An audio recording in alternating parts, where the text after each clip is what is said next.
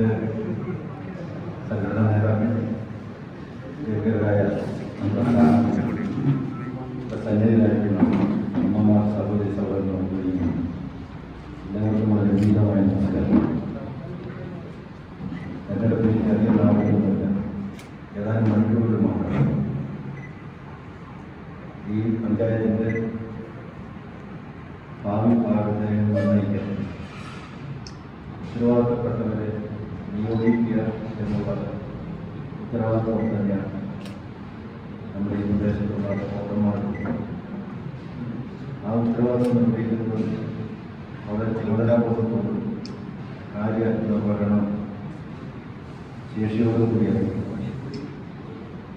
കാരണം ഒരു ജനതയുടെ ഭാവി നമ്മൾ ചെയ്യുമ്പോൾ നമുക്ക് വേണ്ടത് സംശുദ്ധമായ സമഗ്രമായ വികസനമാണ്. ഈ രണ്ട് കാര്യങ്ങളെ നമുക്ക് ആവശ്യം. അടിസ്ഥാന സൗകര്യങ്ങളെല്ലാം നമ്മുടെ ഈ ഗ്രാമത്തിൽ ലഭിക്കുന്നു. 60-64 വർഷക്കാലമായി നമ്മുടെ കേരളം ഭരിക്കുന്ന LDF-നും UDF-നും അത് സാധിച്ചിട്ടില്ല.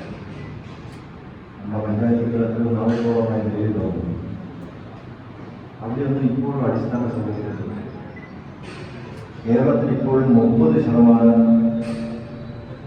ആളുകൾക്ക് കുടിവെള്ളം ലഭില്ല. തൊഴിലില്ലായ്മ ലക്ഷ്യമാണ്.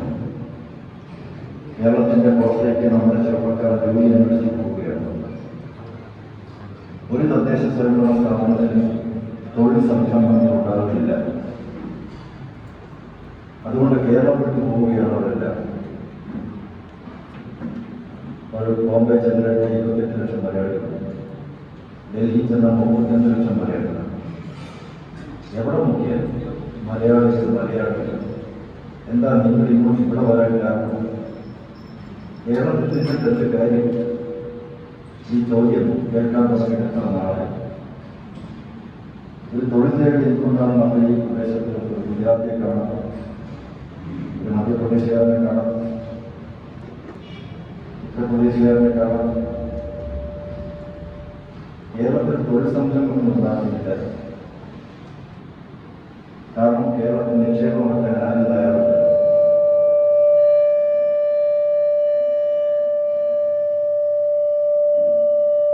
കേരളത്തിൽ പുതിയ പുതിയ വ്യവസായങ്ങൾ ഉണ്ടായെങ്കിൽ മാത്രമേ നമുക്ക് തൊഴിലുകൾ ലഭിക്കൂ.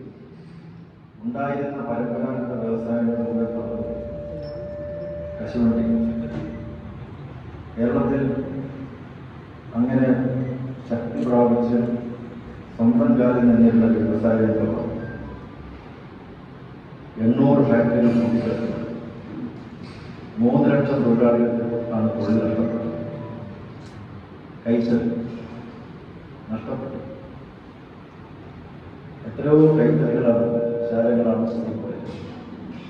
കേരളത്തിൻ്റെ തനതായ ഈ പരമ്പരാഗത വ്യവസായങ്ങളെല്ലാം തകർന്നു പോയി. കയർ വ്യവസായം പോയി, വീടി വ്യവസായം, അരി വ്യവസായം, മൺപാത്ര വ്യവസായം, റോഡ് എല്ലാം തകർന്നു. കേരളത്തിൻ്റെ തനതായ ഒരു വ്യവസായ മേഖലയിലില്ല. മറ്റ് സംസ്ഥാനങ്ങളിൽ അവരുടേതായിട്ടുള്ള പരമ്പരാഗത വ്യവസായങ്ങൾ അവർ പുഷ്ടിപ്പെടുത്തി പ്രോത്സാഹിപ്പിച്ച് അവിടെയെല്ലാം നല്ല നല്ല തൊഴിലുകൾ അവർക്ക് ലഭിച്ച് കുടിൽ വ്യവസായങ്ങൾ ധാരാളം. അവിടെ വ്യവസായ ഗ്രാമങ്ങൾ തന്നെ ഉണ്ടായി. പക്ഷെ ഇവിടെ എന്തുകൊണ്ടാണ് കേരളത്തിൽ ആരും നിക്ഷേപം നടക്കാൻ തയ്യാറില്ല? ഞാനിപ്പോൾ ആസാം മുനിസിപ്പാലിറ്റിയിൽ നിൽക്കാം. അവിടെ ഒരു നിക്ഷേപം നടത്തിയ ഒരു കൺവെൻഷൻ സെന്റർ തുടങ്ങാൻ ഒരാൾ ശ്രമിച്ചതിൻ്റെ കഥ നമുക്കറിയാം. കൊല്ലത്തിലെ സുഗതൻ എന്ന് പറയുന്ന ഒരു പ്രവാസി ഒരു സംരംഭം ആരംഭിച്ച് അദ്ദേഹത്തിന് തുടങ്ങാൻ നോക്കിയില്ലാതെ അദ്ദേഹത്തിന് ആത്മഹത്യ ചെയ്യുകയാണ്.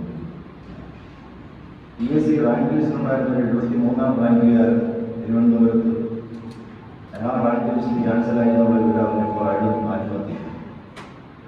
PSC മുഖേന ആർക്ക് തൊഴിൽ ലഭിക്കും? അതേസമയം പിൻവാതിലിലൂടെയുള്ള നിയമനങ്ങൾ ധാരാളം നടക്കുന്നു.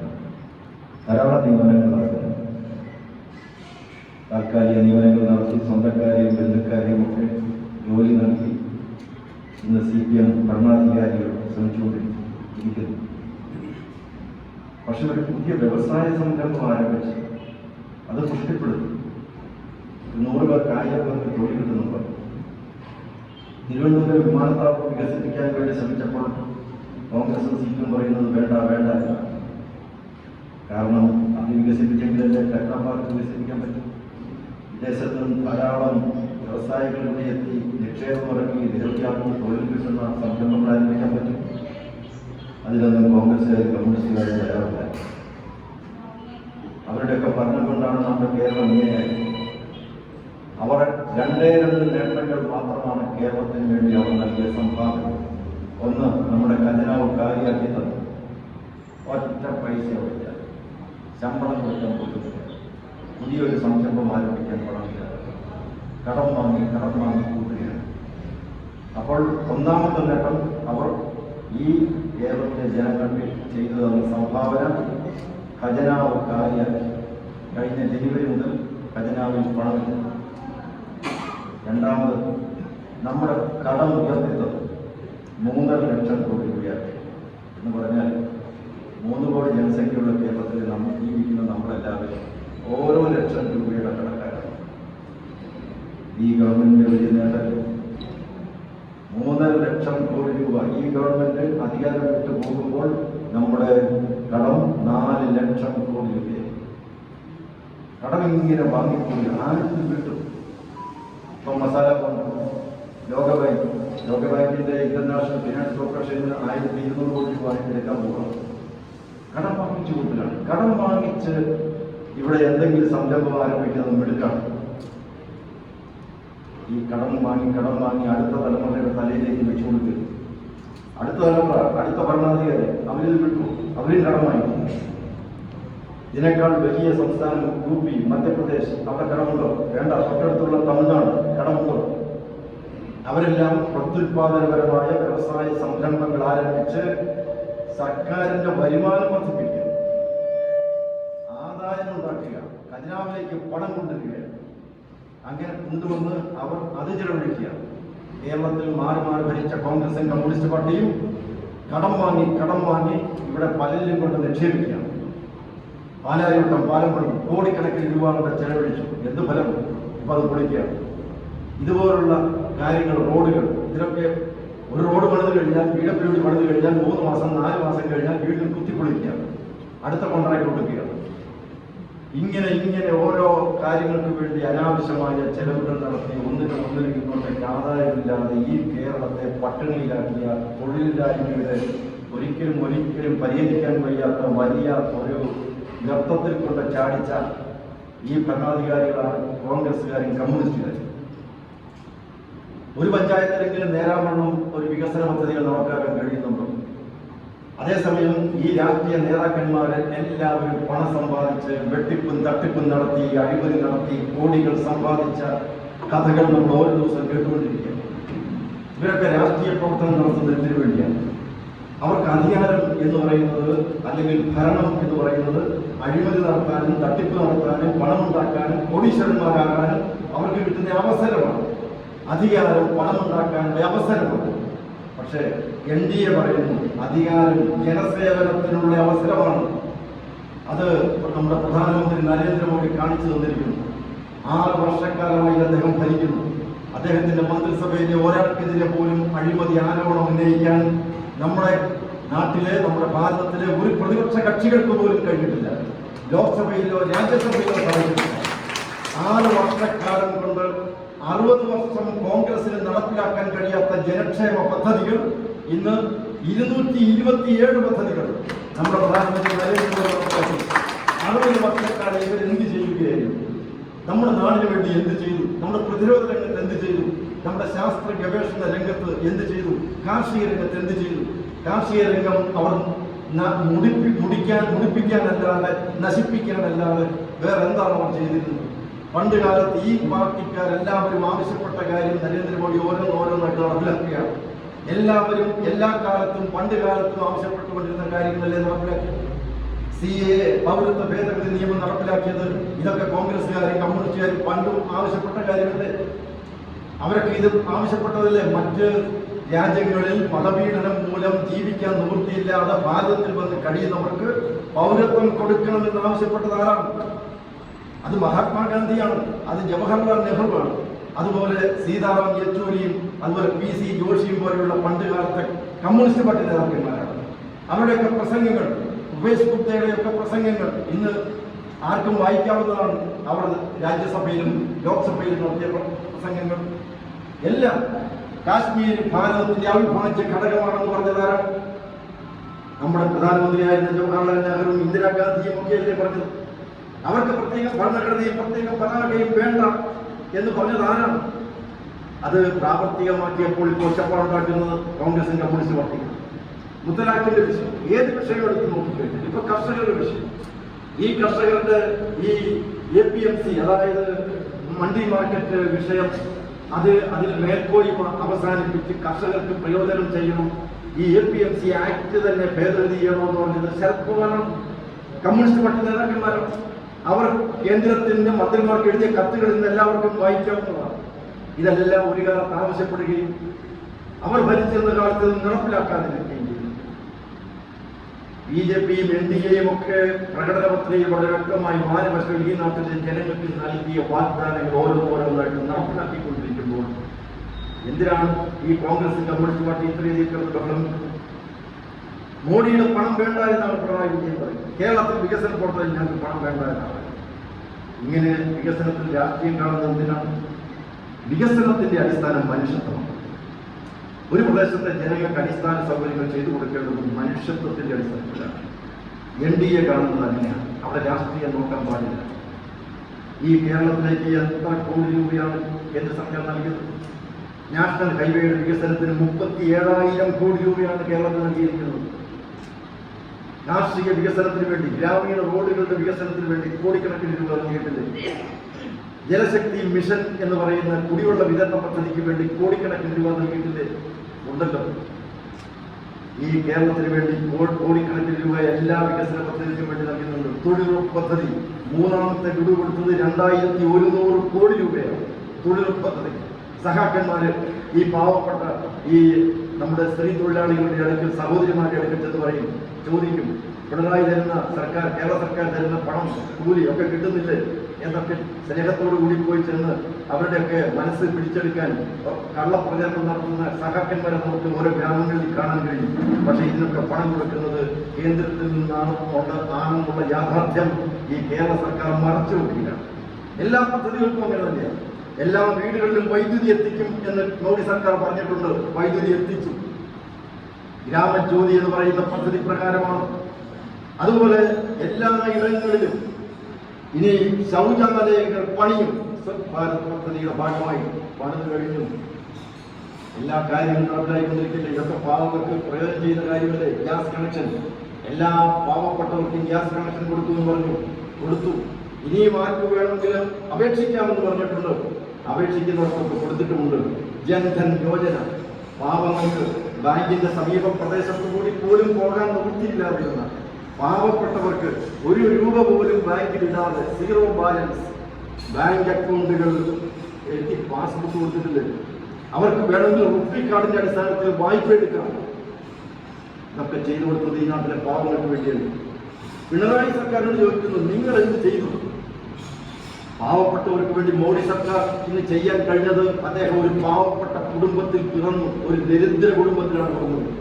സാമ്പത്തികമായി സാമൂഹ്യപരമായി പിന്നോക്കാവസ്ഥയിലുള്ള ഒരു കുടുംബത്തിൽ നിന്നാണ് അദ്ദേഹം പറഞ്ഞത്. ഈ നാട്ടിലെ ജനങ്ങളുടെ വിശപ്പെന്തെന്ന് അദ്ദേഹത്തിന് നന്നായി അറിയാം. പഠിക്കാൻ നിവൃത്തിയില്ലാതെ, പാഠപുസ്തകങ്ങൾ വാങ്ങാൻ കയ്യിൽ വീട്ടിൽ പണമില്ലാതെ, അച്ഛനും അമ്മയും കഷ്ടപ്പെട്ട് ഈ സഹോദരങ്ങളെ മുഴുവൻ തന്നെ അടങ്ങുന്ന ഒരു കുടുംബത്തെ പുലർത്താൻ ബുദ്ധിമുട്ടിയപ്പോൾ അദ്ദേഹം തന്നെ കൊച്ചുകുട്ടിയായിരിക്കുമ്പോൾ തന്നെ പോയി കഷ്ടപ്പെട്ട് കഠിനാധ്വാനം ചെയ്ത് ഉണ്ടാക്കിയ തുച്ഛമായ വരുമാനം കൊണ്ടാണ് പാഠപുസ്തകം വാങ്ങിയത്. അദ്ദേഹം പഠനോപകരണങ്ങൾ വാങ്ങിയത്, സ്കൂളിൽ പോയി പഠിച്ചത്. അങ്ങനെ കഷ്ടപ്പെട്ട് ബുദ്ധിമുട്ടിയിട്ടാണ് അദ്ദേഹം ഇന്ന് മിടുമിടുക്കനായി പഠിച്ച് ഉയർന്ന് ഇന്ന് ഭാരതത്തിന്റെ ഭരണ തലവനായി. അതുകൊണ്ട് പാവങ്ങളുടെ ഹൃദയവികാരവും ഹൃദയത്തുടിപ്പും മനസ്സിലാക്കാൻ കഴിവുള്ള, ശേഷിയുള്ള മനുഷ്യ സ്നേഹിയാണ് നമ്മുടെ പ്രധാനമന്ത്രി നരേന്ദ്രമോദി. പക്ഷേ ഞാൻ ചോദിക്കട്ടെ, നമ്മുടെ മുഖ്യമന്ത്രിയുടെ സ്ഥിതി എന്താ? അദ്ദേഹത്തിൻ്റെ മക്കളുടെ സ്ഥിതി എന്താണ്? അവർക്കൊക്കെ ഇപ്പോൾ എത്ര രൂപ ബാങ്ക് ബാലൻസ് ഉണ്ട്, അവർക്ക് എത്ര സ്വത്തുണ്ട്, ഇവ കാര്യങ്ങൾ വെളിപ്പെടുത്താൻ തയ്യാറുണ്ടോ? അദ്ദേഹം ഈ രാഷ്ട്രീയ പ്രവർത്തനം നടത്തിയതിനു ശേഷം അദ്ദേഹത്തിനുണ്ടായിരിക്കുന്ന സമ്പാദ്യങ്ങളെക്കുറിച്ച് വെളിപ്പെടുത്താൻ അദ്ദേഹം തയ്യാറുണ്ടോ? കോടിയേരി ബാലകൃഷ്ണൻ പാവങ്ങളുടെ നേതാവ്, പടത്തലവൻ എന്നൊക്കെ വിശേഷിപ്പിച്ച് അദ്ദേഹത്തെ കൊണ്ടു നടക്കുന്ന സഹാക്കന്മാരോട് ചോദിക്കുന്നു, കോടിയേരി ബാലകൃഷ്ണന്റെ സ്വത്തെന്താണ്, മക്കളുടെ സ്വത്തെന്താണ്? ഇന്നത് കണ്ടുകെട്ടിയിരിക്കുകയാണ്. കോടിയേരിയുടെ വീട്, തിരുവനന്തപുരത്തെ വീട് കണ്ടുകെട്ടിയിരിക്കുന്നു. എന്തിന്റെ പേരിലാണ്? കള്ളപ്പണം വെളുപ്പിച്ചതിന്റെ പേരിലാണ്. ഇനിയും അന്വേഷണങ്ങൾ നടന്നുകൊണ്ടിരിക്കുകയാണ്. സ്വന്തം വീട്ടിലെ മക്കളെ വേണ്ട വിധത്തിൽ നോക്കി ഭരിക്കാൻ, സ്വന്തം വീട് ഭരിക്കാൻ പോലും അറിയാൻ പാടില്ലാത്ത ഒരാളിനെ നമുക്ക് നാട് ഭരിക്കാൻ ഏൽപ്പിക്കാൻ പറ്റുമോ? സ്വന്തം ഓഫീസിലെ പ്രിൻസിപ്പൽ സെക്രട്ടറിയും അതുപോലെ അസിസ്റ്റന്റ് സെക്രട്ടറിയും IT ഫെലോയും തുടങ്ങിയിട്ടുള്ളവർ ക്രമക്കേടും അഴിമതിയും കാണിച്ച് അവർക്ക് ഇഷ്ടം പോലെ വിഹരിച്ചപ്പോൾ, തട്ടിപ്പും വെട്ടിപ്പും നടത്തിയപ്പോൾ അതിനുവേണ്ടി അവർ ജയിലിൽ കിടക്കേണ്ടി വന്ന സാഹചര്യം ഇന്ന് ഉണ്ടായിരിക്കുന്ന ഈ സന്ദർഭത്തിൽ നമുക്ക് അങ്ങനെ സ്വന്തം ഓഫീസ് ഭരിക്കാൻ പോലും വയ്യാത്ത ഒരാളിനെ നാളെ ഭരണമേൽപ്പിക്കാൻ പറ്റുമോ? നമ്മൾ തന്നെ ചിന്തിക്കേണ്ടത്. ഇന്ന് നമ്മുടെ ഭരണഘടനാ പദവി വഹിക്കുന്ന മുഖ്യമന്ത്രിയും അതുപോലെ പ്രതിപക്ഷ നേതാവ്, സ്പീക്കറും കളങ്കിതരല്ലേ? അവരുടെ മേൽ എത്രയോ ഗുരുതരമായിട്ടുള്ള ആരോപണങ്ങളാണ് ഉന്നയിച്ചിരിക്കുന്നത്. പ്രതിപക്ഷ നേതാവ് രമേശ് ചെന്നിത്തല 1 കോടി രൂപ തന്നോട് വാങ്ങിച്ചു എന്ന് ബിജു രമേശ് എന്ന് പറയുന്ന ബാറുടമ പറയുമ്പോൾ നമുക്ക് നിസ്സാരമായി തള്ളിക്കളയാൻ പറ്റുമോ? അതുപോലെ തന്നെ കോൺഗ്രസിന്റെ മറ്റു നേതാക്കന്മാർ കെ ബാബുവും PS ശിവകുമാറും ഒക്കെ അങ്ങനെ മൊത്തം 10 കോടി രൂപ എന്റെ കയ്യിൽ നിന്ന് വാങ്ങിച്ചു എന്ന് പറയുമ്പോൾ അതിന്റെ മേൽ വിജിലൻസ് അന്വേഷണം നടക്കില്ലേ? ആ വിജിലൻസ് കേസ് ഏറ്റെടുത്തിട്ടില്ലേ? സ്പീക്കറുടെ മേൽ എന്തെല്ലാം ആരോപണങ്ങളാണ് ഉന്നയിക്കപ്പെട്ടിരിക്കുന്നത്? പ്രതിപക്ഷ നേതാവ്, ആ പ്രതിപക്ഷ നേതാവ് അവിടുത്തെ അംഗമാണ്, നിയമസഭയിലെ അംഗമാണ്, പ്രതിപക്ഷത്തിന്റെ നേതാവ്. അദ്ദേഹം തന്നെ ആരോപണം ഉന്നയിക്കുന്നു. ഊരാളുങ്കൽ സൊസൈറ്റി അവിടെ നിർമ്മാണ പ്രവർത്തനങ്ങൾ നടത്തിയിരിക്കുന്നതെല്ലാം കോടിക്കണക്കിന് രൂപയുടെ വെട്ടിപ്പും തട്ടിപ്പും നടന്നിട്ടുണ്ടെന്ന് പറയുന്നു. സ്പീക്കറും കളങ്കിതനാണ്. അപ്പോൾ സ്പീക്കറും മുഖ്യമന്ത്രിയും പ്രതിപക്ഷ നേതാവും എല്ലാവരും ഇന്ന് കളങ്കിതരായി, ആരോപണ വിധേയമായി വിജിലൻസിന്റെയും മറ്റ് അന്വേഷണ ഏജൻസികളുടെയും ഒക്കെ അന്വേഷണ പരിധിയിൽപ്പെട്ട അവരുടെ നിരീക്ഷണത്തിൽപ്പെട്ട് പ്രതിസ്ഥാനത്തേക്ക് വരുമ്പോൾ ഇവർക്ക് എങ്ങനെയാണ് സംശുദ്ധമായ ഒരു ഭരണം കാഴ്ചവെക്കാൻ കഴിയുന്നത്? NDA പറയുന്നത് സംശുദ്ധമായ ഭരണമാണ്. കാരണം കേന്ദ്രത്തിൽ സംശുദ്ധമായ ഭരണമുണ്ട്. മോഡിയുടെ മന്ത്രിസഭയിലെ ഒരാൾക്കെതിരെ പോലും ഇന്നേ വരെ ഒരു ആരോപണം ഉന്നയിക്കാൻ ആർക്കും കഴിഞ്ഞിട്ടില്ല. സംശുദ്ധമായ ഭരണമാണ്. ഓരോ മാസവും അത് വിലയിരുത്താൻ അവർ ചെലവഴിക്കുന്ന കോടിക്കണക്കിന് രൂപ ഓരോ മന്ത്രിമാരും മന്ത്രാലയത്തിൽ നിന്നും ചെലവഴിക്കുന്ന തുകയെക്കുറിച്ച് അന്വേഷിക്കാനും നിരീക്ഷിക്കാനും വിലയിരുത്താനും പ്രത്യേക സംവിധാനമുണ്ട്. അവിടെ നിന്ന് പുറപ്പെടുന്ന ഓരോ രൂപയും ചെലവഴിക്കുന്നത് എങ്ങനെ എന്ന് PMO, പ്രൈം മിനിസ്റ്റേഴ്സ് ഓഫീസ്, അവിടെ അവർ നിരന്തര ജാഗ്രതയിലാണ്. ആർക്കും അഴിമതി കാട്ടാൻ സാധ്യമല്ല. ഇടയ്ക്ക് നിന്ന് അടിച്ചും വെക്കാൻ പറ്റില്ല. കേരളത്തിലോ പാവങ്ങൾക്ക് വേണ്ടി വീട് പണിയാൻ 20 കോടി രൂപ, വടക്കാഞ്ചേരിയിൽ ഭവന സമുച്ചയം 140 ഭവനരഹിതർക്ക് വീട് പണിയാൻ വേണ്ടി നീക്കിവെച്ച 20 കോടി രൂപയും 10 കോടി രൂപയും അടിച്ചു മാറ്റിയവരല്ലേ കമ്മ്യൂണിസ്റ്റുകാർ? അവരെ കമ്മ്യൂണിസ്റ്റ് എന്നെങ്ങനെ പറയാൻ പറ്റും? പാവങ്ങൾക്ക് വേണ്ടി വീട് പണിയാൻ വെച്ചിരിക്കുന്ന പൈസയിൽ നിന്ന് അടിച്ചു വാറ്റുന്നവൻ, കൈയിട്ട് വാരുന്നവൻ മനുഷ്യനാണ്. മനുഷ്യത്വമുണ്ട്. പ്രളയ ദുരിതാശ്വാസ ഫണ്ടിൽ നിന്നും അടിച്ചു മാറ്റുന്നവൻ, അത് കൈയിട്ട് വാരിയെടുത്ത് സ്വന്തം കാര്യത്തിന് വേണ്ടി ഉപയോഗിക്കുന്നവർ മനുഷ്യരാണ്. അങ്ങനെയുള്ള CPM നേതാക്കന്മാർ, അങ്ങനെയുള്ള ആളുകൾക്ക് വേണ്ടി ആ പാർട്ടിയുടെ ആളുകൾ വോട്ട് ചോദിക്കാൻ വേണ്ടി ഈ വീടുകൾ തോടി കയറി ഇറങ്ങി വന്നാൽ നമുക്ക് എങ്ങനെ വോട്ട് കൊടുക്കാൻ പറ്റും? അതുകൊണ്ട് NDA ഈ നാട്ടിലെ ജനങ്ങൾക്ക് ഉറപ്പു നൽകുന്നു സംശുദ്ധമായ ഭരണം. കാരണം ഈ നമ്മുടെ മുന്നിൽ മാതൃകയുണ്ട്. NDAയുടെ മുന്നിൽ മാതൃകയുണ്ട്.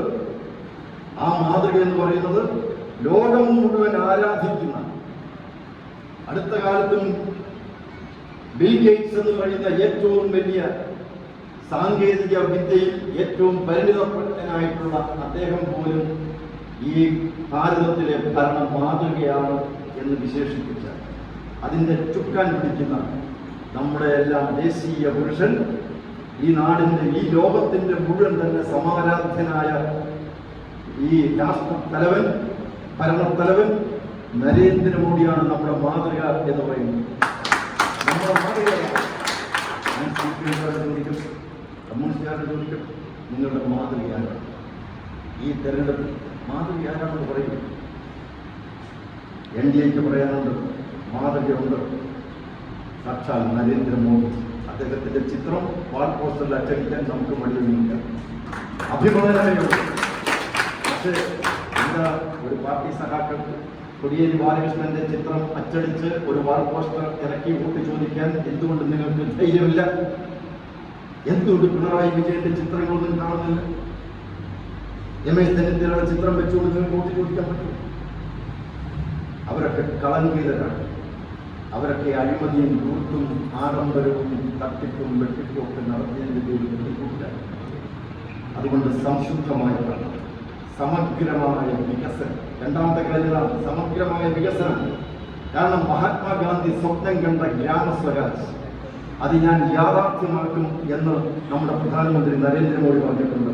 നമുക്കത് വിശ്വസിക്കാം.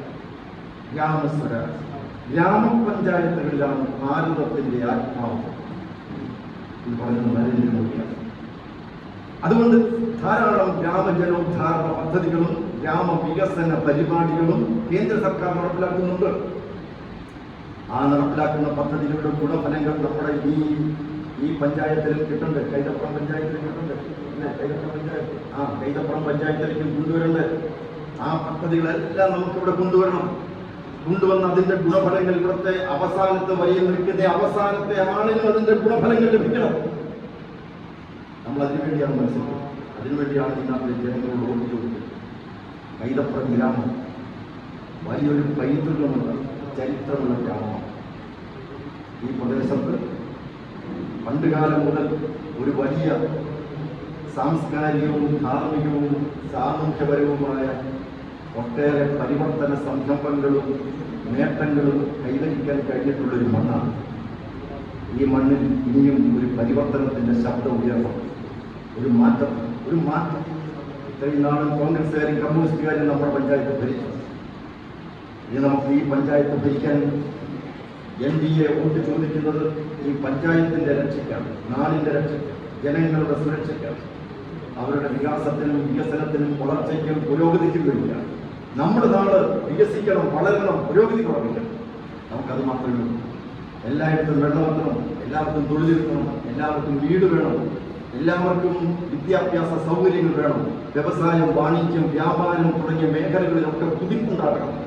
അതുപോലെ റവന്യൂ വരുമാനം വർദ്ധിക്കണം, ഗതാഗത സൗകര്യങ്ങൾ വർദ്ധിക്കണം. അങ്ങനെ ഈ നാട് സംതൃപ്തി ഉണ്ടാകണം, ഓരോരുത്തർക്കും സംതൃപ്തി ഉണ്ടാകണം. ഇന്ന് ഓരോരുത്തരും അസംതൃപ്തരാണ്. നമ്മുടെ നാടിന്റെ ഗതി കണ്ടിട്ടാണ് നമ്മുടെ നാട് ഉണരാനും ഉയരാനും വളരാനും സാധിക്കുന്ന ഒരു സാമൂഹ്യ വ്യവസ്ഥിതിയിലേക്ക് വരാൻ തീർച്ചയായും NDAയുടെ വിജയം സഹായിക്കും എന്ന് തന്നെ ഞാൻ ഉറച്ചു വിശ്വസിക്കുന്നു. നമ്മുടെ പ്രിയങ്കരായിട്ടുള്ള നമ്മുടെ സ്ഥാനാർത്ഥികൾ അവർ വോട്ട് ചോദിക്കുന്നത് നാടിന് വേണ്ടിയാണ്. അതുകൊണ്ട് ഈ നാടിൻ്റെ രക്ഷയ്ക്ക് വേണ്ടി, ഇവരുടെ വിജയത്തിന് വേണ്ടി ഞാൻ നിങ്ങളോടെല്ലാം, ഈ നാട്ടിലെ എല്ലാ വോട്ടർമാരോടും അപേക്ഷിക്കുകയാണ്. ഇവരെ വിജയത്തിലേക്ക് മണിയിട്ടുണ്ട്. ഇവരുടെ എല്ലാം പ്രവർത്തനത്തിലൂടെ ഈ പഞ്ചായത്തിലെ എല്ലാ വാർഡുകളിലും അവർ മത്സരിച്ച് വൈജയന്തി പറപ്പിച്ചുകൊണ്ട് ഈ പഞ്ചായത്തിന്റെ ഭരണം പിടിച്ചെടുക്കാൻ ഇവർക്ക് കഴിയുമെന്ന് ഞാൻ ഒരിക്കൽ കൂടി എല്ലാവിധ വിജയ ആശംസകളും സ്ഥാനാർത്ഥികൾക്ക് നന്ദി.